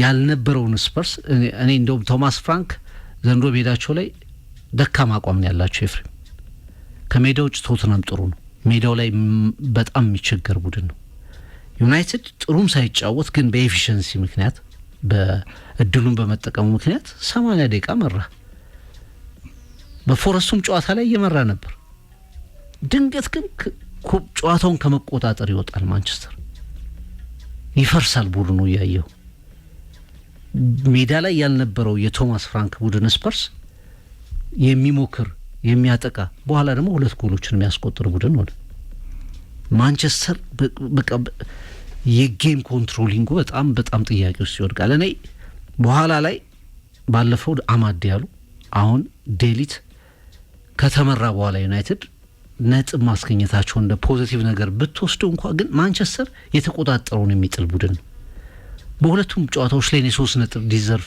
ወይ መውሰድ የሚችልበት አጋጣሚ ነበር ያንን የሚያደርግ ቡድን አይደለም ቶማስ ፍራንክ እንደ ማቲያስ ቴል አይነት ተጫዋቾችን ቀይረው ቡድኑ ሲሰራ ኋላ ሮበርትሰን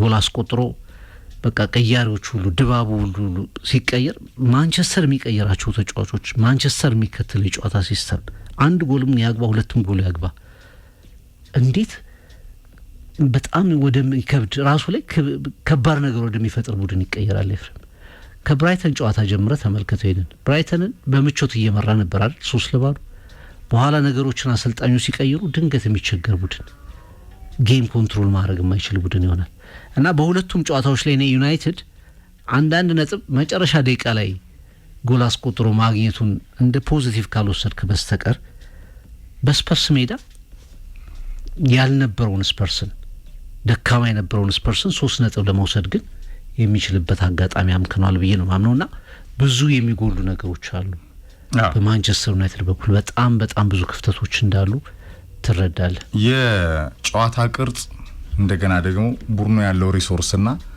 አሁን አሰልጣኙ የሚከተለው ሲስተም ነው ፈተናው አንደኛ ሪሶርስ የለውም ወይ ለሲስተሙ የሚሆኑ ተጫዋቾች ገና ያስፈልጋሉ ጊዜ እየገዙ ማየት አሁን ያለ መሸነፍ ጉዞ ብቻ ነው መልካምነቱ ለዩናይትድ ፍቅር እና በ90 ደቂቃ ሁለቱን ታርጌት ሞከራ 2 አገባ ከመጀመሪያውን ታርጌት እንዳልከው ኤፊሺየንሲውን ታያለ ከቶተንሃም ክፍተት ጋር ግን ውጤቱን ለማስጠበቅ የነበረው ጌም ማኔጅመንት፣ ቅያሬዎቹ፣ መከላከሉ፣ ፎከሲንጉን የሚያጣ ቡድን የሚሆነው የሚጋለጥ ቡድን የሚሆነው what do you think of ቶተናም ወደ ዩናይትድ መምጣት ያለበት ያልኩ ለመሰለ የሁለት አምሳያዎች ቡድን ጨዋታ ነበር ትናንት።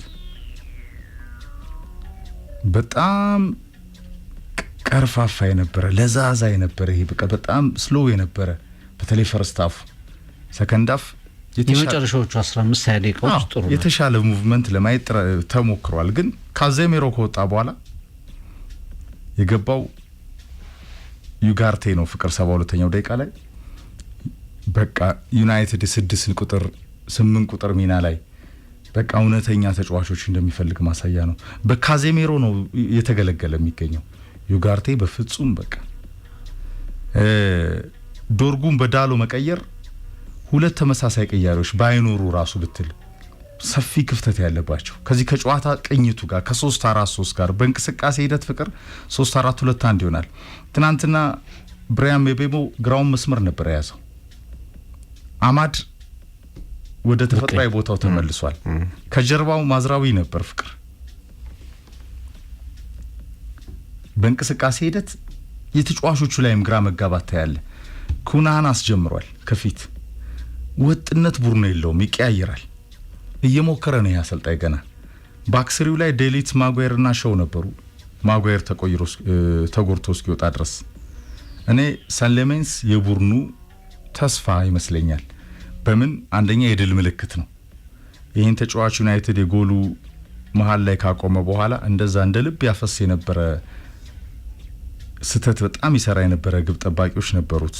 ባይንደርም ወደ ቱርክ የተሸኘው ባልደረባው ኦናናም ለሜንስ በጣም ፕሬስ ባረገ የማጥቃት ጥራት ባለው ቡድን ገና አልተፈተነም። ግን ትናንትናም ሰከንድ ሃፍ ላይ 2-3 ኳሶች አድኗል። ቶተናም 2-1 ከመራ በኋላ ጭፈራው ላይ ነው በጣም ያተኮረው። ደቂቃው አላለቀም። በደጋፊው ፊት ፍቅር እኔ በአመት ሁለቴ ብቻ የሚዘጋጅ ሁለቴ ብቻ በፓሽን ለመጫወት የሚጥር ቡድን ይመስለኛል ቶተናም ለአርሰናል ለዛ ለኖርዝ ለንደን ደርቢ ጨዋታ ብቻ ለመፋለም ልክ ሰንደርላንድ እና አርሰናል ትናንትና ያሳዩትን አይነት ተጋርሎ ለማሳየት ዝግጁነት የሚያደርግ ቡድን ይመስለኛል። ከዛ ውጪ ለኔ ቶማስ ፍራንክ በብሬንትፎርድ የተሻለ ፓሽን ያያሉ። አንዳንዴ የሻምፒዮንሺፕ ጨዋታዎችን ትናፍቃለህ። ለፕሪሚየር ሊግ ጥሩ ፕሮሞሽን አይደለም ቤርባ ያለው ልክ ነው።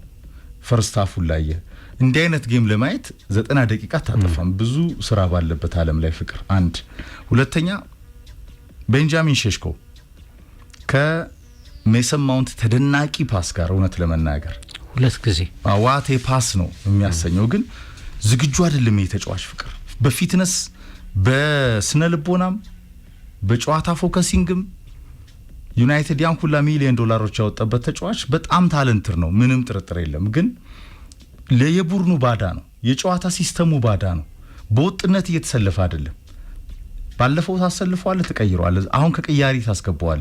ጭራሽ ተጎርቶ ነው የወጣው ምንም ሳይሆን ያው ያጎል ሼሽኮ በሱ ሌቭል የሚገኙ አጥቂዎች ከሜሰን ማውንት ተደናቂ ፓስ ጋር ፓሱም ራሱ እንዳይነሳ ነው ያጠፋበት።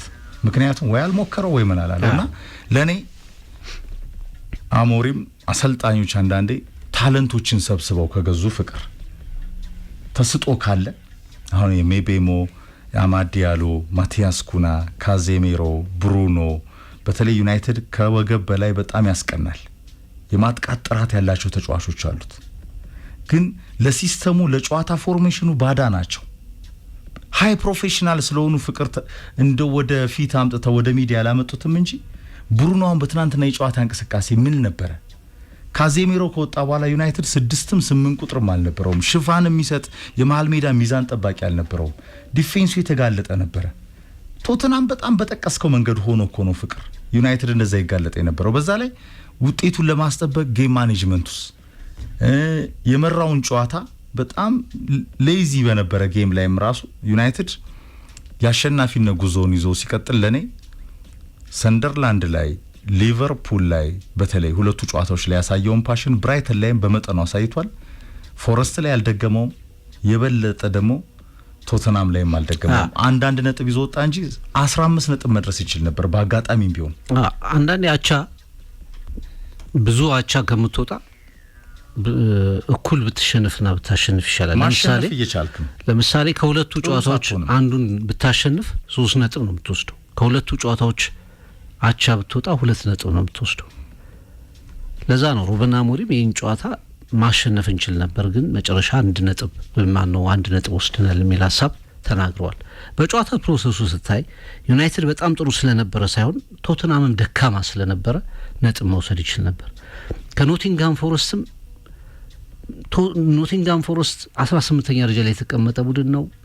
ጎል የሚያገባ ቡድን አልነበረም። ሴፕቴምበር 20 ላይ ነው ለመጨረሻ ጊዜ ጎል ያስቆጠረው። ዩናይትድ ጎል አስቆጥሯል። ማኔጅ ማድረግ ቢችል ማንቸስተር 3 ነጥብ መውሰድ ይችል ነበር።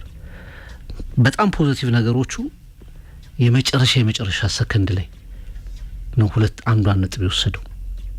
ስለዚህ ቢያንስ እየተመራም ቢሆን ነገሮችን መቀልበስ ይችላል የሚል ነገር ተወስዷል። ኢንዲቪጁዋል ብሪሊያንስ ነው ፍቅር እሱ አማድ ያለው አንድ ፖዚቲቭ ነገር ታነሳለ።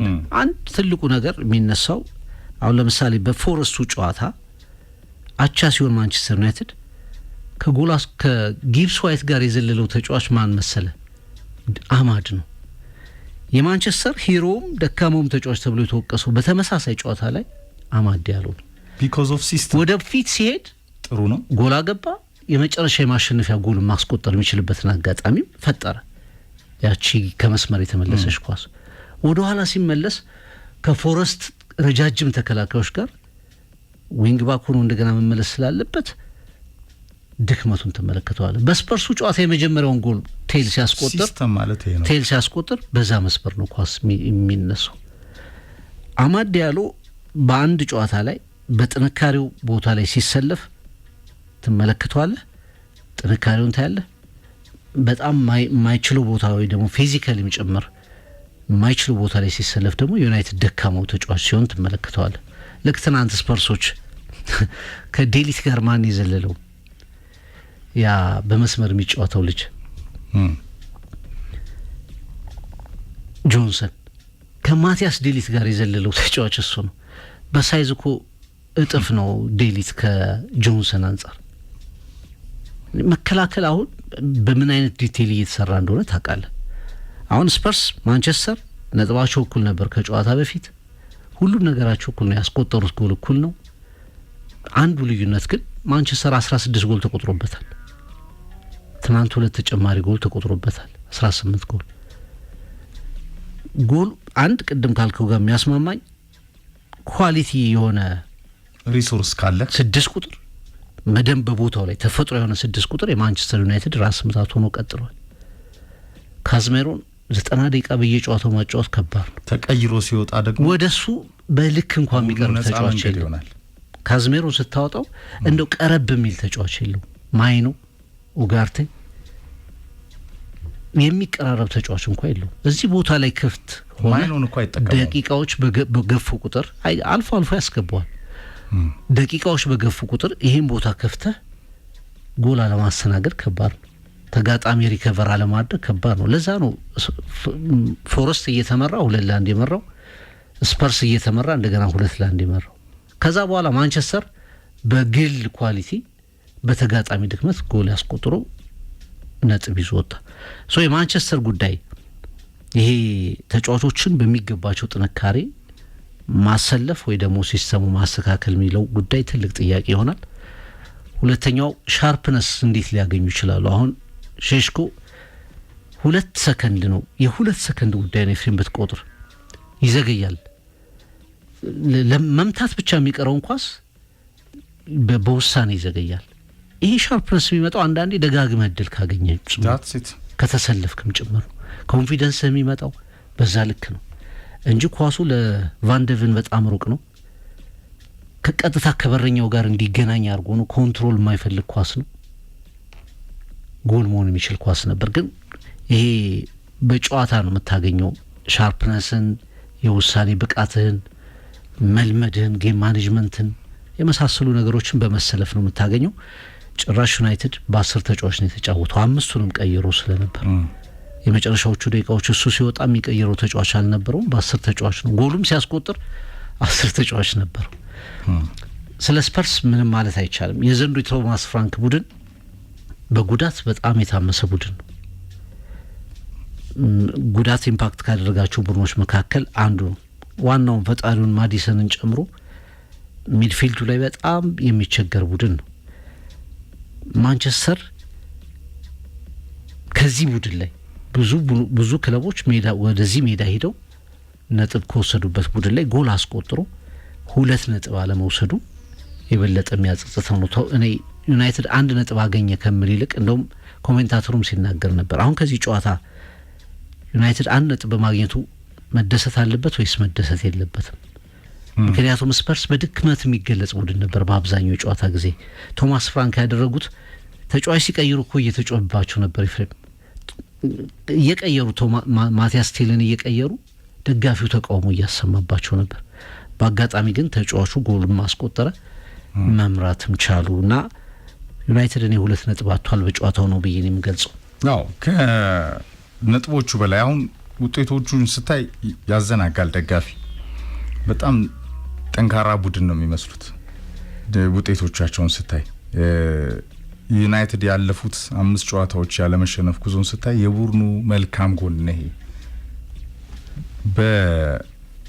በቡድኑ የራስ መተማመን ቀጣይ ጉዞ ላይ ለአሰልጣኙም ከጫና በመላቀቅ ሪከርዶቹ ውጤቶቹ ከ15 ነጥብ ማግኘት ካለበት 15 ነጥብ 11 የሰበሰበ ስትል 4 ነጥብ ብቻ ነው የጣለው። ለምሳሌ የትናንትናውን ጨዋታ እንዲሁ ድንገት 85ኛው ደቂቃ ላይ የደረሰ ደጋፊ ምን አይነት ፉክክር ሊል ይችላል? 85 ደቂቃ ያንቀላፋ ጨዋታ ነው። ከዚህም በላይ አንዳንድ ጌሞች እንደ ይሆናሉ ሽንለፋቸው በዛ። ዩናይትድ ቤት ያለውን ሪሶርስ ግን ለጊዜው ይሄ በጣም የቡድኑን ሻርፕነስ ለማምጣት የተጫዋቾችን ሻርፕነስ ለማምጣት ሲዝኑ ውድድሩ የበለጠ እየጦዘ ነው የሚመጣው። ፍቅር ጌሞች የበለጠ እየከበዱ ነው የሚመጡት። የተሻለ ጥራት ያላቸው የተሻለ ማጥቃት ትራንዚሽን ያላቸው ድራማውን መውሰድ የሚችሉ ቡድኖች ይገጥሙሃል በቀጣይ። ማንቸስተር ቤት ለዛ ፉክክር የሚሆኑ ተጫዋቾች አሁንም በሪሶርሱ አሉ ከነ ክፍተቱ። አዎ 6 ቁጥር ይናፍቃል። በተለይ መሃል ሜዳውን በደንብ ሚዛን የሚጠብቅለት በካዜሜሮ ሌቭል እና ካዜሜሮ ደግሞ 90 ደቂቃ የሚጨርስ ተጫዋች አይደለም። እንደ ማይኑ አይነት ታለንቶች እየባከኑ ነው። ዩጋርቴ ወደ ተራ ተጫዋችነት ተቀይሯል። ዳሎ፣ ዶርጉ ተስፋ የሚያስቆርጡ ናቸው። ማዝራዊ ያምናው ማዝራዊ አይደለም ፍቅር። ማጓየር የሆኑ ሞመንቶች ላይ ድራማውን ይወስድልሃል እንጂ የምታምነው አይነት ተጫዋች አይደለም። ማቲያስ ዴሊት ነው የቡድኑ ትልቁ ተስፋ። ጥሩም እየተጫወተ በኮንሲስተንሲ ያለው ከሉክ ሾው ጋር እሱ ነው እና ግብ ጠባቂው ሴሌሜንስ ነው። ከፊት ግን ከወገብ በላይ ማን ዩናይትድ ያለው የዚህ እንደ ብሩኖ ዲያሎ፣ መቤሞ፣ ማቲያስ ኩና ራሱ ቤንጃሚን ሼሽኮ አይነት ድንቅ ታለንቶችን በጣም በአግባቡ ሊጠቀም የሚችል የጨዋታ ቅርጽ ለመያዝ እና የተጫዋቾቹን ሻርፕነስ ይዞ ዩናይትድ ወደ የሚፈልገው የመሻሻል ጉዞ እንዲገባ ግን የሚሆን ሲስተም እየተሰራ አይደለም። ለኔ የሚታየኝ እሱ ነው ፍቅር። ውጤቶቹ መልካም ሆኖ ያ ነው እንደ ትልቅ ጥያቄ የሚነሳው። ማንቸስተር ዩናይትድ ያለመሸነፉ እንደ መልካም ጎን አይተን ግን ለኔ ትናንትናው ጨዋታ በጣም በምንም ሊታወሱ ከማይችሉ የሁለት ደካማ ሁሉም ጨዋታዎች ብዙ ጊዜ ጥሩ አይሆኑም። ቅድም እንዳልከው ነው ጥሩ አይሆኑም። ጥሩም ሳትሆን ግን ውጤት ይዘህ መውጣት አለብህ። አሁን ማንቸስተር ጥሩ ስለነበር በዚህ ሳምንት እና ከዚህ በፊት በነበሩት ሳምንታት ላይ በውጤት ደረጃ ቢያንስ ጥሩ ስለነበር ብራያን ቤሞ የወሩ ኮከብ ተጫዋች ነው። አሰልጣኙ ሩበን አሞሪም የወሩ ኮከብ አሰልጣኝ ናቸው። እዚህ ላይ ግን ኢን ተርምስ ኦፍ ሪዛልት ነው የምነግርህ። ኢን ተርምስ ኦፍ ሪዛልት ነው የተሻለ ስለሰበሰቡ በጣም አነጋጋሪ ነው። የሊጉ መሪ ጎል ያልገባበት ተከላካይ መስመር ተጋጣሚዎቹን ሲደረድር ያሸነፉት ጨዋታ እኩል ነው። ግን ተጋጣሚዎቹን ሲደረድር ለኔ ዩናይትድ ያሸነፋቸው ተጋጣሚዎች ጠንካራ ያሉ ናቸው። ብዙዎች ያነሱት ሀሳብ ግን ስካይ ስፖርት ላይም እንዴት አርቴታ አልተመረጠም የሚል ሀሳብ መጥቷል። ክሊንሺትም የሊጉ መሪም ነው፣ ሳይሸነፍ ነው የተጓዘው። ምርጡም ተጫዋች ምርጡም አሰልጣኝ በወሩ ከአርሰናል ነበር መሆን የሚለው ሀሳብ ደግሞ በኔ በኩል ሼር ማድረገው ነው። ግን የዩናይትድ ያለመሸነፍ ጉዞ መልካም ሆኖ 3-4-3 እና የጨዋታ ቅኝትና በዩናይትድ ቤት ያለው የተጫዋቾች ሪሶርስ ታለንት እየባከነ መሆኑ ደጋፊዎችን በደንብ የሚያዩት ጉዳይ ነው። ዛሬ ሱፐር ሰንዴይ ፍቅር በተለይ ሲቲና ሊቨርፑል ጨዋታ ጋር በተያዘ ኢትሃድ ላይ ጋርዲዮላ 1000ኛ ጨዋታውን ያከናውናል። ፍቅር ዘ ኦብሴሲቭ ጂኒየስ ይሉታል፣ ዘ ማስተር ዘ ኮንዳክተር ይሉታል። በሁሉም መንገድ በእግር ኳስ በጣም የተከበረ ስምና ዝናን ያተረፈ ነው። ከባርሴሎና ቢ እስከ ዋናው ባርሴሎና ከሊዮኔል ሜሲ ጋር ከባቫሪያኑ እስከ ማንቸስተር ሲቲ 6 የፕሪሚየር ሊግ ዋንጫን ጨምሮ በጣም ከ35 በላይ ዋንጫዎችን በዘመናዊ እግር ኳስ ያሸንፉ አሰልጣኝ 1000ኛ ጨዋታውን ይሞላል። ሊቨርፑል ወደ ቅርጹ ተመልሷል። ሊቨርፑል ሳቦዝ ላይ ማካሊስተርና ክራቨንበርችን መሃል ሜዳው ላይ ከተጠቀመ ያምናውን ሊቨርፑል ይመስላል፣ የክሎፕን ሊቨርፑል ይመስላል። ሪያል ማድሪድን አፈራርሶ ታይተናል። ፍቅር በዛ ጨዋታ 4-0 ማድሪድ ያልተሸነፈው ኮርቶዋ ስለነበረ ነው። ያ የማድሪድን ላይንአፕ ዛሬ ይጠቀማሉ ተብሎ ይጠበቃል። በተለይ ጋብ ኮምቤንች በማድረግ ፍሎሪያን ቨትስን ወደ ግራው መስመር አውጥተው ከተጠቀሙ ሊቨርፑል ያኛውን የማሸነፍ የጀመረውን ቪላ ላይ ማድሪድ ላይ የጀመረው ቴምፖ ለሲቲም ሀያል ተፎካካሪ ይሆናል ተብሎ ይጠበቃል። ኤሪን ሃላንድ ከቫንዳይክ ፊት እንደዚሁም ደግሞ በሚድፊልድ ባትሩ የሁለቱ ትልልቅ አሰልጣኞች ታክቲካል ባትል ይጠበቃል። ምሽት 1 ሰዓት ተኩል ላይ ብሮቢ ትናንት ሰንደርላንድ ሁለተኛውን ያቻነት ጎል ሲያስቆጥር በእርግጠኝነት በሊቨርፑልና በማንቸስተር ነው የበለጠው ደስታ ከሰንደርላንድ በላይ። ምክንያቱም አርሰናል በጣም በጥሩ ሁኔታ እየተጓዘ ስለነበር አርሰናል የሚጥላቸውን ነጥቦች ለመጠቀም የዛሬው ጨዋታ በሁለቱም በኩል የተለየ ትኩረት ይሰጠዋል። ሊቨርፑል ከ7 ጨዋታዎች 6 ተሸንፎ ወደ ክራይሲስ ገባ ሲባል በካራባው ካፕ በክሪስታል ፓላስ 3-0 ሲሸነፍ ነበር። ክራይሲስ ከዛ በኋላ የመጡት ጨዋታዎች ሊቨርፑል የማያሸንፋቸው ናቸው። አስቶን ቪላ፣ ሪያል ማድሪድ እንዲሁም ማንቸስተር ሲቲ ሲባል ሁለቱን ጨዋታዎች በተለየ ብቃት አሸንፏል። በተለይ አስቶን ቪላ የመነሻው መጀመሪያ ነበር። ቪላ ሊቨርፑልን ከመግጠሙ በፊት ማንቸስተር ሲቲን ገጥሞ በቪላ ፓርክ 1-0 አሸንፎ ነበር።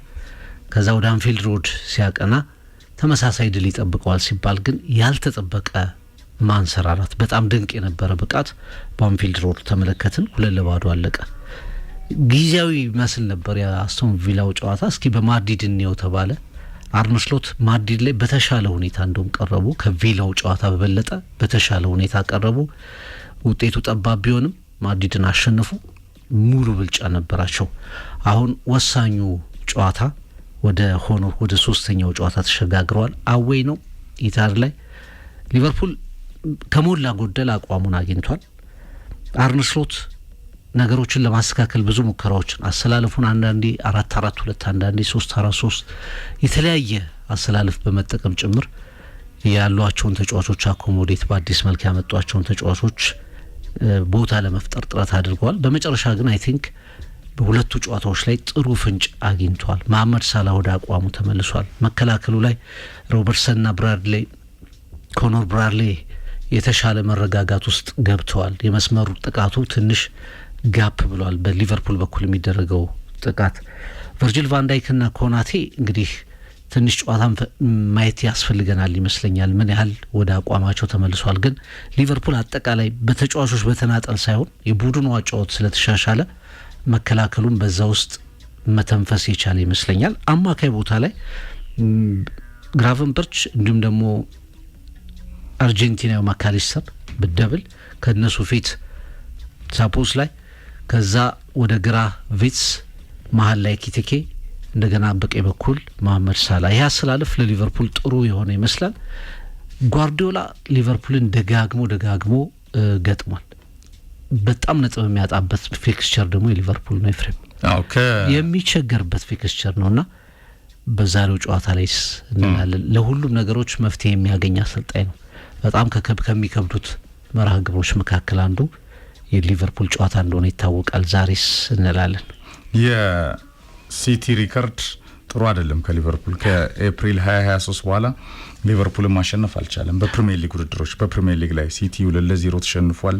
2-0 1 እኩል 4-1 ለመጨረሻ ጊዜ ኤፕሪል 2023 ማንቸስተር ሲቲ በፕሪሚየር ሊግ ሊቨርፑልን ያሸነፈው ነው።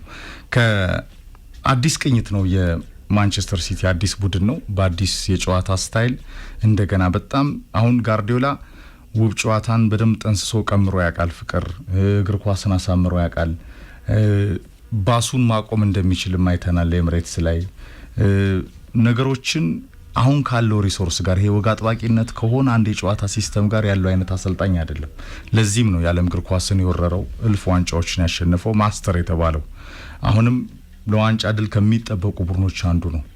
በሲቲ ኬሬሩ የመጨረሻዎቹ አመታት ላይ የማንቸስተር ሲቲን ህይወት እስከ መጨረሻው እስከ ወዳኛው ወደ ታላቅነት የቀየረው ትልቁ አሰልጣኝ ነው ፍቅር። ነገ ኢታድ ደጃፍ ላይ ስታቲው ሐውልት የሚቆምለት ይህ አሰልጣኝ ምናልባት ከየርገን ክሎፕ አሻራ ማግስት እንግዲህ እንደ ክሎፕ አይነት በኬሬሩ ፍቅር ዛሬ 1000 ጨዋታ ሲሞላው ማለት ነው እንደ ክሎፕ አይነት ተቀናቃኝ እንደ ሊቨርፑል የክሎፕ ቡድን አይነት በህይወቱ የፈተነው እንደሌለ ይናገራል። በኬሬሩ በባርሴሎናም በባየር ሙኒክም ይሄንን አላየውም ይላል። ሪያል ማድሪድ እንኳን እንዳልፈተነው ያምናል። እውነቱን ነው። የክሎፕ ወርቃማ ቡድን አንገት ለአንገት ከሲቲ የተናነቀ ነው። የፕሪሚየር ሊግን ከፍታና ጡዘት ወደ ሰማይ የሰቀሉ ናቸው። ቬንገር፣ ክሎፕ ጨምሮ በርካታ የፕሪሚየር ሊግ አሰልጣኞች ጋርዲዮላ የታላቋ ብሪታንያ እግር ኳስንም እስከ ወዲያኛው ከቀየሩ አሳቢ አሰልጣኞች መካከል ነው። አርነ ስሎት ለኔ ፍቅር የወቅቱ አሁን የሊቨርፑል ድንቁ ተጫዋች ዶሚኒክ ሳቦዝላይ ነው። ሊቨርፑል ተነቃቅቷል። ዛሬም ሌላውን ከባዱን ፊክስቸር ያከናውናል። ከብሬክ በፊት ይሄን ጨዋታ ማሸነፍ የሚችል ከሆነ የበለጠ ሊቨርፑል ሩቅ ለመጓዝ ውህደቱን ፈጥኖ ለመፍጠር ፖቴንሻሉ እንዳሉ ማሳያ ነው። አሌክሳንደር ኢሳክ ከቤንች ሊጀምር ይችላል። ዛሬ የነዚህ 430 ሚሊዮን ፓውንድ የወጣበትን የቀዩ ምድር ጋላክቲኮችን አዋህዶ ከአርሰናልና ሲቲ ማፋጠጥ ነው የስሎት ትልቁ የወቅቱ የስልጠና ኬሪየር ፈተና ፍቅር። ያን ጀምረውታል እንጂ ሊቨርፑል ጊዜ ሲያገኝ ሲዋሃድ እንደገና ሰውየው ደግሞ ወደ ቀልባቸው ሲመለሱ አሁን ሮበርትሰን ላይንአፑ ላይ መልሰዋል። ሶስቱ የመሃል ሜዳ የማይነካ ጥምረትን ወደ ማመኑ መጥተዋል። በቀይ መስመር ብራድሊን እየተጠቀሙ ነው። ሳቦዝላይን በተለያየ ሚና ላይ መጠቀማቸውን ትተዋል።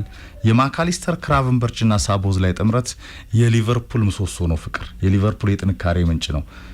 ቪላ ላይ አርገውታል፣ ማድሪድ ላይ አርገውታል። ዛሬም ይደግሙታል ተብሎ ይጠበቃል።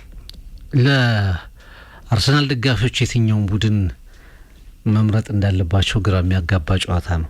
ምክንያቱም ሁለቱም ለአሸናፊነት መምጣት የሚችሉ ናቸው። ለፕሪሚየር ሊግ ተፎካካሪነት የሚመጡ ናቸውና ባቻ ውጤት እንዲጠናቀቅ የሚጠብቁት ጨዋታ ይሆናል።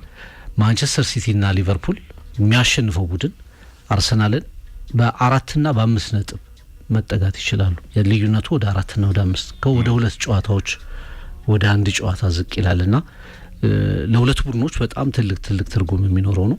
በታሪክ በድራማ በተለይ ካለፉት ከ2015 በኋላ የርገን ሊቨርፑል ጓርዲዮላ ደግሞ ሲቲ ከደረሱ በኋላ በጣም ድራማ የማያጣው ትንቅንቅ እንደሆነ ይታወቃል። ዛሬስ እንላለን እንግዲህ ዝርዝሩን ነገር ደግሞ በማክሰኞ ፕሮግራማችን ላይ በሰፊው እናቀርበዋለን።